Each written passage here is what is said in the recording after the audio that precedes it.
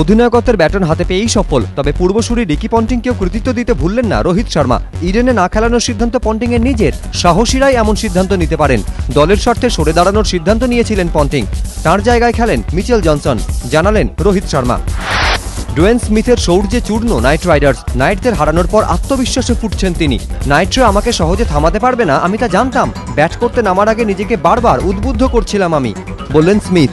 সেই আত্মবিশ্বাসের জোরেই ৪৫ বলে ৬২। সেনানায়ক ইকবাল আবদুল্লাদের নিয়ে কার্যত ছেলে খেলা করেছেন, তবে নারিনের বলে দাঁত ফোটাতে পারেননি স্মিথ। বিরাট কোহলিতে মুগ্ধ স্যার ভিভ রিচার্ডস। কোহলির আগ্রাসী মনোভাব, অধিনায়কত্ব নিয়ে প্রশংসায় পঞ্চমুখ রিচার্ডস। ক্যারিবিয়ান কিংবদন্তি জানিয়েছেন, কোহলির ব্যাটিং দেখতে আমার অসম্ভব ভালো লাগে। ওকে দেখলে আমার নিজের কথা মনে হয়।